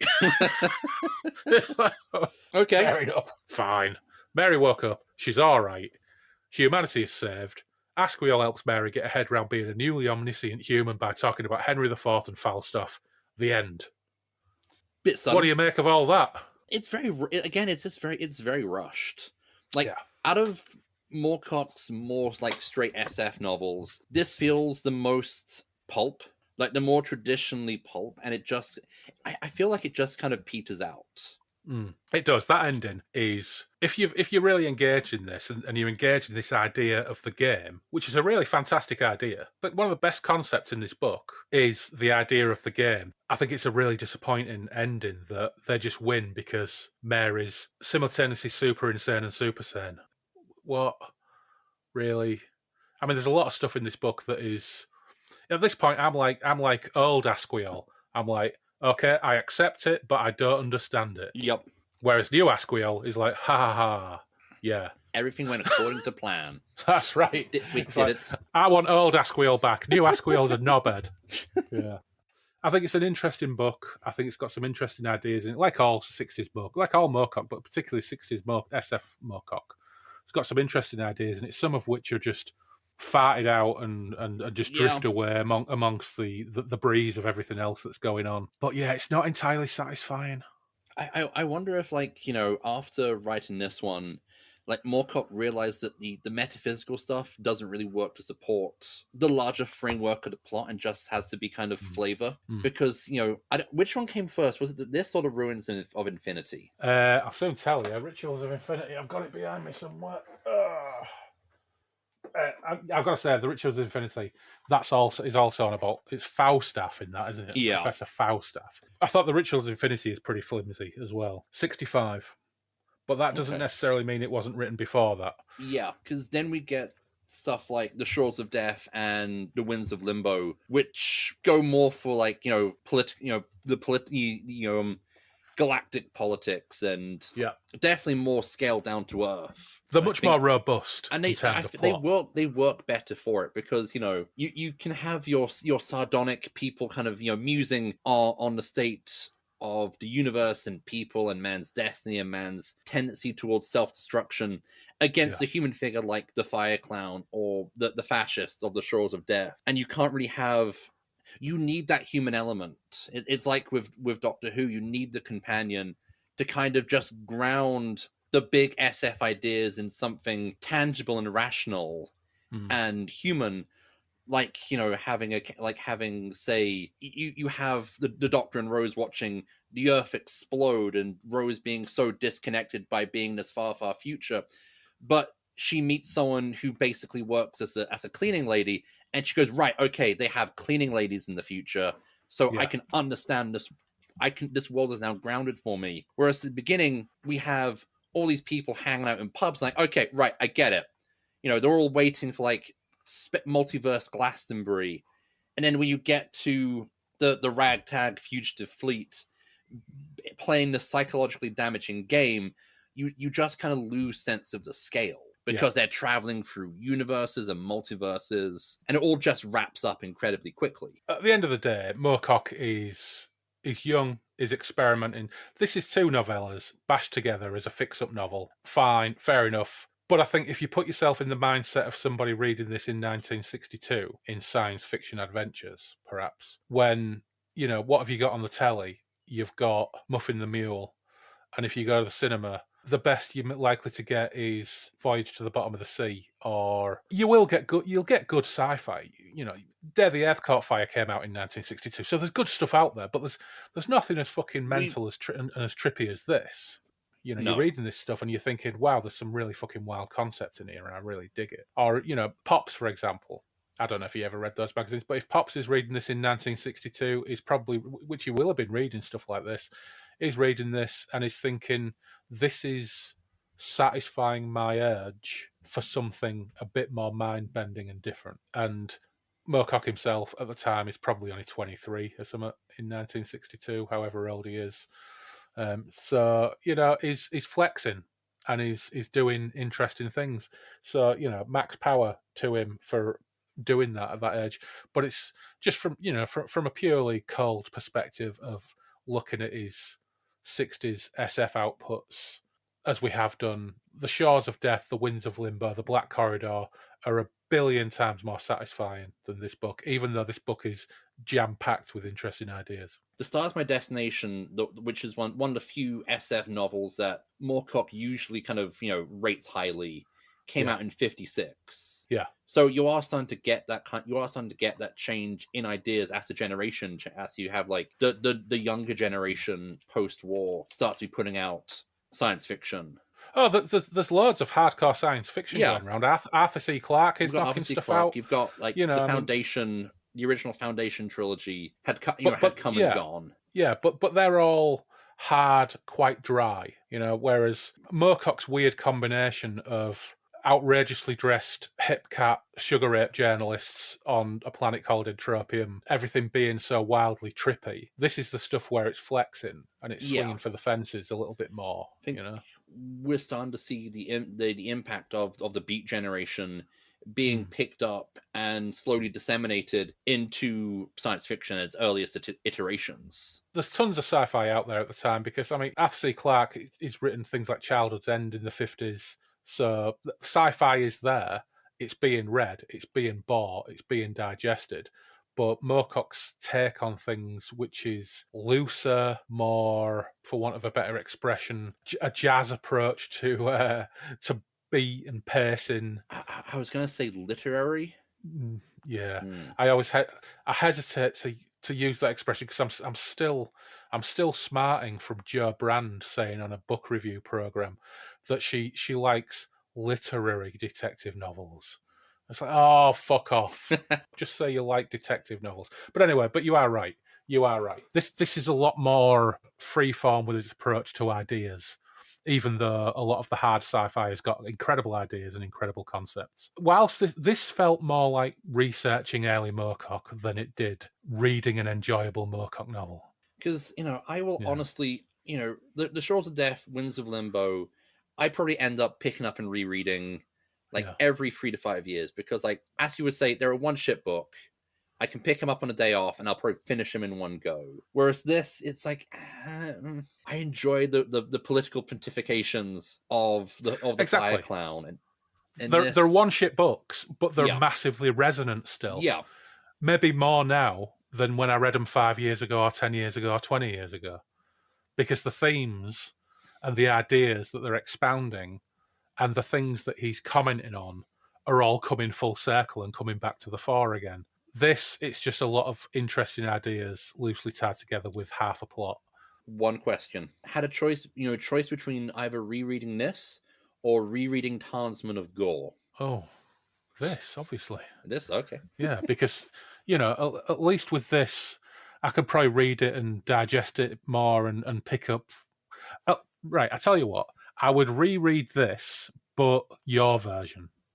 Oh, right? Okay, all right. Yeah. So you've given me a slight out there. Fair enough. Because I know there's a revised version to read. And not reread the original novella, the original pre-fix-up novellas. Oh, yeah. So there's 3 options, isn't there? Well, there's 2 options. There's read the revised version, there's read the original pre-fix-up novellas. Yeah, absolutely. Read Townsman of Gore again. Oh, you know what? If I was at gunpoint, I would. But it's certainly not something I would choose to do. I suppose if there was someone out there who wanted to invite me on a podcast to talk about Townsman of Gore again and I liked him, would I put myself through that again for the sake of having a laugh? Probably. I wouldn't read it for the fun of reading it. I'd read it for the fun of slagging it off. Yeah. Captives of Gore, there's a different conversation. Yeah. Anyway, I happen to know that you bought a Danish book. Yes, because I felt under pressure to do so. One of us. Because I saw the Danish novel. I put back the Danish novel, and then I left. And then you were berating me on Discord for not buying the Danish novel. So next time I went back there and saw the Danish novel, I was like, if I don't buy it second time around, Andy will kill me. Well, I think berating's strong. I think I might have said boo. Boo. Okay, fine. I apologize for my superlative. Are you happy? Yeah, that's fine. I'll let that pass. Yeah, but it does retain a possibility at the back of my head there that I can't remember which one it is you bought, but I've got them all, but I've only ever read the Dark Straits. I've never read any of the others. So if we really, really, really, really, really wanted to punish ourselves just for the sheer hell of it, then it's something to keep on the back burner one day. But let's not forget, there are good books we could read. There are good books. Yeah. Well, you know what? Thanks, Miles, for coming along to talk about the Sundered Wells, Stroke, the Blood Red game. And not only that, getting through it in one go In and one not go. three. And also, it's a pleasure to to finally have read a full Moorcock novel, which isn't either a Doctor Who tie-in or one of the many rat-based novels. Oh, is this the first time we've done a Moorcock novel that's non-Doctor Who related? Pretty much, yeah. Ah. I know I originally vouched for Shores of Death, but Yeah. but you and Andy did a fantastic job with that episode.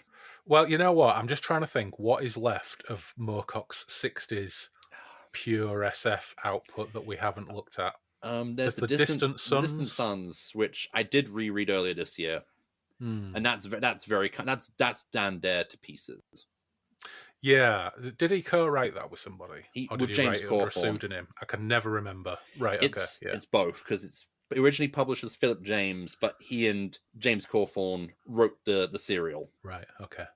Another possibility, is because I think Phil swore off it because we got halfway through Phoenix and Obsidian and Phil wasn't particularly enjoying it and decided not to continue with it. So I'm going to finish that off with Loz at some point. There is his Mars novels. Ooh. So give that some thought. We almost did that. Me and Phil almost did that during lockdown, but I had 2 consecutive copies of it disintegrate while I was reading it, which I took as some kind of like warning from fate that it just wasn't to be done at that point. But I have got fresh copies of the first one. So yeah, that's a possibility. You know what? We've got plenty of time to think about these things. And don't forget, we're in May now. It'll probably be, it's only 3 months. I'll be putting the Halloween Pearl out. So who knows? Although I do have a book, a film/book for your list of films and novelizations, THX 1138. Oh, which has a novelization by Ben Bova. Really? Yeah. Oh, interesting. It's a pretty good novelization, and honestly, THX 1138. I don't know if you've seen it. Of course, it's a fun film, and your beard is getting very George Lucas. Right. Weird anecdote. Right. Well, I think it was Last Jedi when those new Star Wars films came out. Me, Phil, and Yaki went to first thing in the morning screenings. So we got into the habit. We did it with all 3 of them, and we did it with Rogue One and Solo. I think we did all 5. We would go over to Hull, get a hotel. We would meet in it was pre-Brexit, wasn't it? So we'd meet in a Witherspoons, have breakfast, start boozing, go to cinema, watch the Star Wars film, come out, go back to pub, discuss it. And I think it was Last Jedi, an old mate of mine from Old Nick, who I worked with years ago, he texted me and he said, "You're trending, son." It's from the Northeast. "You're trending, son." I'm like, "What the fuck are you on about, Rick?" He said, "Yeah, you're trending, son." And his lad had been to see The Last Jedi. And Annie was like, but I hadn't seen his lad since he was like 13 or something like that. So his lad probably didn't recognise because I'd got old and white and fat and grey by that point. And I had a big beard. And he'd posted something on one of the forums that him and his mates went on saying George Lucas was at The Last Jedi screening in Hull. I'm sure he was joking, but he took a photograph of me, put it on this forum saying George Lucas at Last Jedi screening in Hull. So yeah, it's not the first time I've heard that. Yeah, it's true.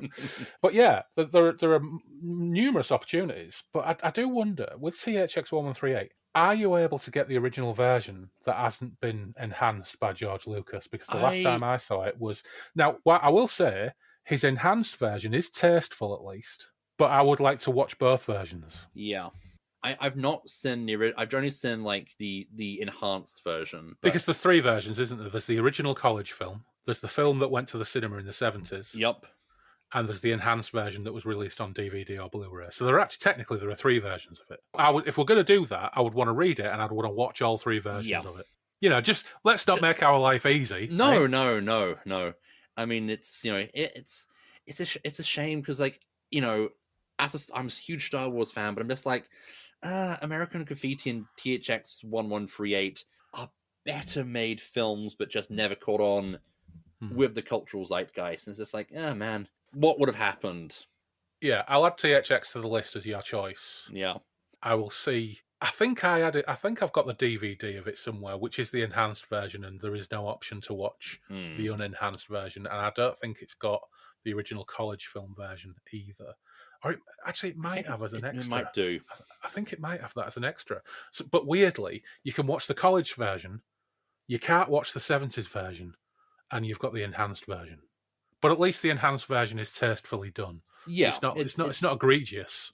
It's not a special like edition. the fucking Star Wars special editions. Yeah. I just remember a friend of mine had like first night screenings to The Force Awakens, and he got to see it, and so I consoled myself by watching El Topo by Alejandro Jodorowsky. Yeah.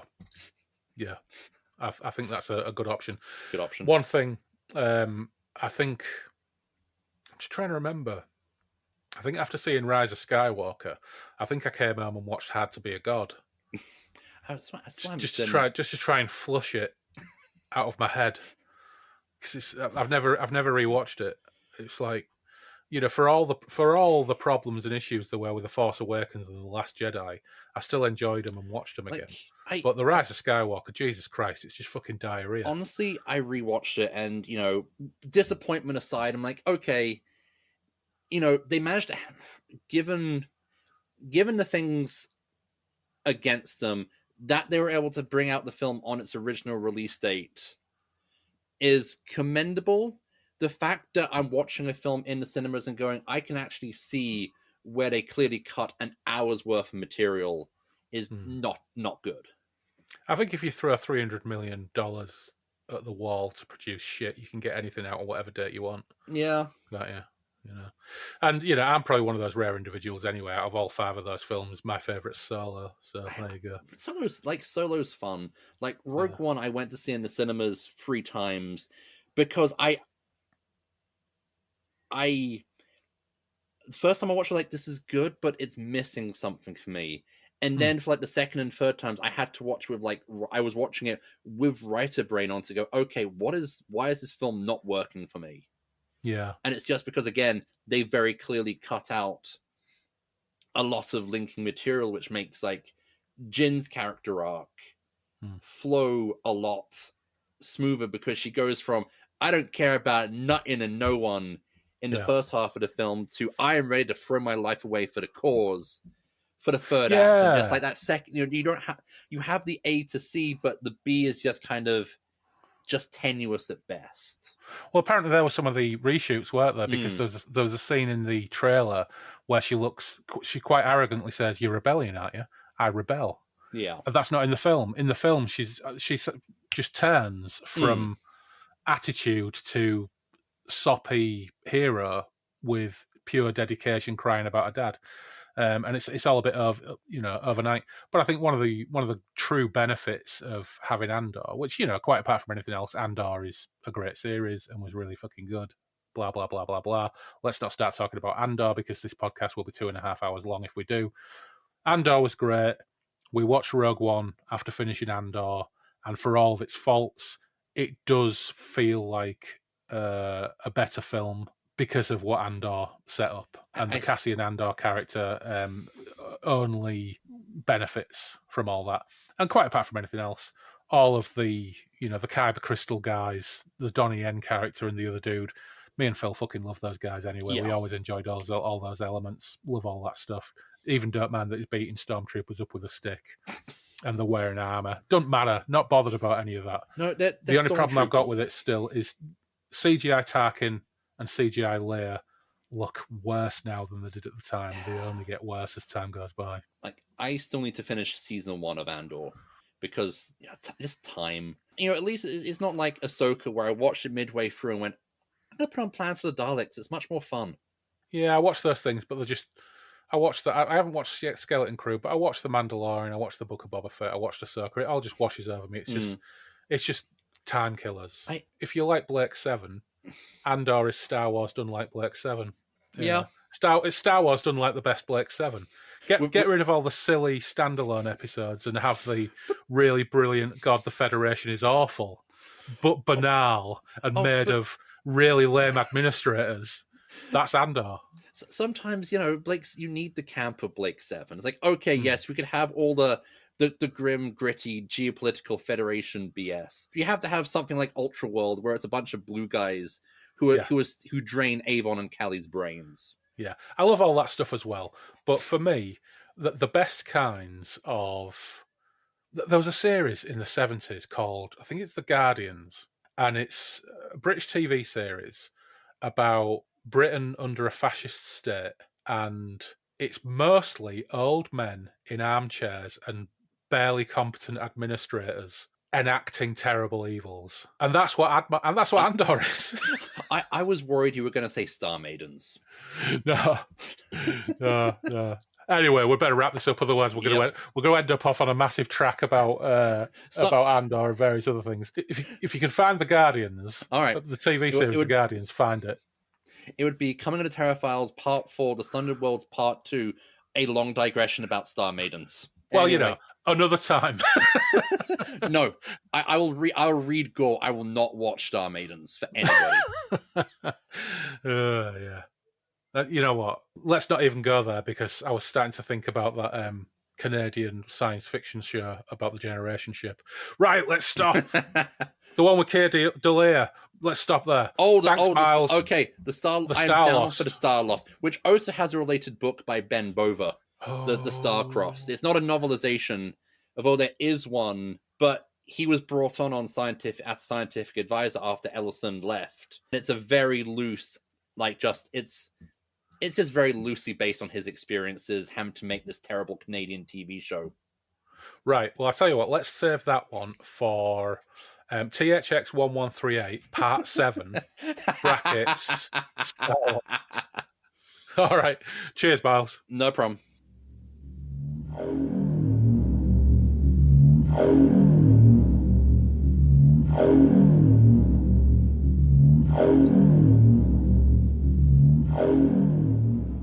Massive thanks to Miles for dropping by Derry and Tom's to talk about the Sundered Worlds.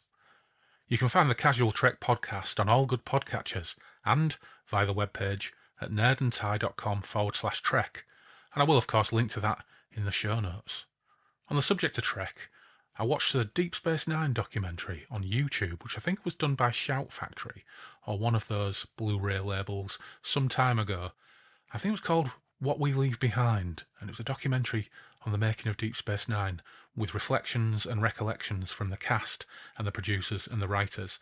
If you're into Trek, particularly if you enjoyed Deep Space Nine, it's well worth checking out. The Sundered Worlds, then, just about concludes our coverage of Mike's 60s SF output, with just a couple of holdouts. Miles mentioned The Distant Suns. There may well be a couple of others I'm forgetting or overlooking, but the big one is still looming over my shoulder. We almost managed to schedule it in as an Easter special this year, but sadly, diaries didn't align. But we will get to it. We will. But in the meantime, I'll just take some time to thank our patrons. First, those without tier: Anthony Piconti, Tim Cardos, Dave Dempster, and Sebastian Weetabix.